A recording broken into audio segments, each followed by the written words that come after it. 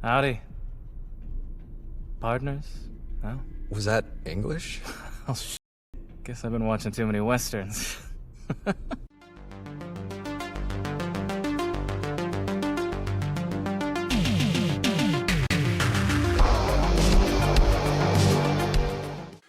Hi, this is the Professional Amateur Hour coming to you with another review.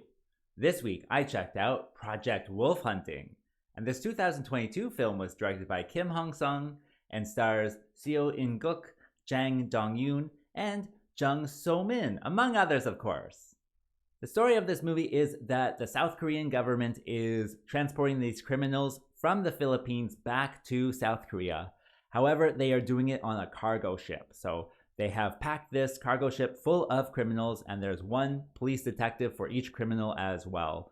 And then, of course, the criminals have a plan to escape, take over the boat, and even, not make it to South Korea. However, there also happens to be some type of man monster, and this is given away in the trailer, so I don't feel too bad about telling you about it. And so this man monster starts killing everyone. What will happen though? Well, for that, you gotta watch the movie and find out. Alright, so let's discuss this movie. So what works with it? Well, this one, I was just going to watch it for fun and not really tell you about it. But then it turned out that this is like a splatter film, and so there's just so much blood in this one. I think they have like 2.5 tons, I think I read while doing a second of research for this one. And so there is just so much blood in this one and just splattering everywhere. And I really was surprised with that. With splatter movies, you kind of think of, the Japanese style. This one is a Korean movie, so it's a Korean splatter film. And I think they've done it in such a way that really only the South Koreans can. It has this quasi-surrealism to it, where it's just fantastic to see all this blood just spray everywhere, and they're all covered in it as well. And it's just so interesting that way. I really do enjoy that genre. And so seeing this one, really did work. I really did like all of the splatter effects. In addition, I thought the criminals were so cool in this one. I was rooting for them from the get-go.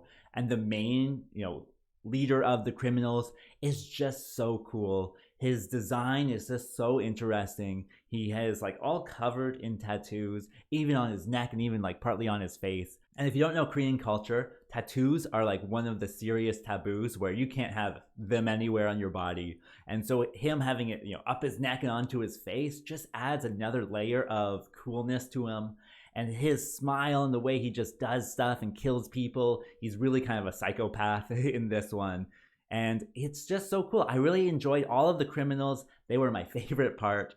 And of course, there's, the police guys as well. Their storylines are okay, I guess. But the criminals, man, I really enjoyed them. What else? I did enjoy all of the action as well. They have lots of really kind of brutal kills, a lot of stabbings, a lot of just, blunt force trauma killings and stuff like that. So it is a brutal movie with that respect, but certainly, if you're into that action horror genre, then this is a pretty cool one. Certainly stylized enough where all of the fighting is really interesting. So that's another good point. And that brings me to what doesn't work with this film. Well, by the end, it becomes a big mess, and a lot of the story elements are kind of hidden from you, and you're never told on a variety of different occasions what is actually happening, especially with the kind of this monster man going around. And then people come onto the ship, and then they're also monsters or something, or they also have superhuman strength, and you're just what is going on? None of this makes sense anymore. And then even how it all kind of comes together in that third act, you're just that's not how a normal movie does all this stuff, And so that might be a problem. It's certainly something you just got to turn your brain off, don't think about it, and you can go along with it. And then other elements in it too, there is a part where certainly just the police storyline takes over, and I'm just that's not who I want to watch. And I understand why they're doing that, oftentimes with these kind of these bigger budget ones, or these ones that are supposed to go to, a bigger audience. They want to have that, pro-establishment or pro-government aspect to it, where you can't let the cops just die, And I'm just but the first half was really kind of subversive, and I was really kind of liking it because of its subversiveness. And then it just becomes the cop storyline, and I'm just well, I've seen cop movies before, right? So Yeah, there's lots of stuff in this that makes it a very odd film, a messy film, or at least one that has no particular focus. It might add to different elements of it all, but I did enjoy it overall. It's just, by the end, it kind of just becomes schlock, is the best way to say it. So yeah, it's just schlock at the end. Also, with this one, with the Monster Man, the sound effects on his feet are just way too heavy and just way too like overpowering of every other sound on screen. And so that's just, I don't know. It's funny. It doesn't really work, but it's funny.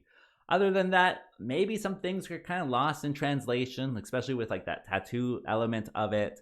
And then like it's all kind of connected back to the Japanese occupation of South Korea. And of course, of course it is. It's a South Korean movie.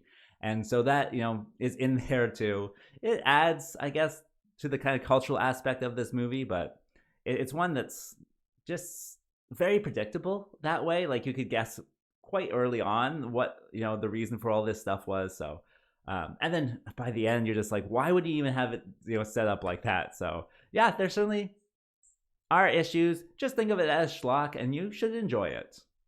As my recommendation, well, if you're just looking for some schlock to watch one day, some entertainment, this one's fairly easy to consume. It does have a lot of blood, which I did enjoy. I also did watch the dub version, so there is a dub version out there if you're looking for it. And so if that sounds like you, then yeah, press play on this one. As for a rating, I'll give it the average score of 5. Certainly when it comes down to it, the good and the bad kind of balance each other out. And with that being said, I think that's all I wanted to say. So like and subscribe, and I'll see you next time.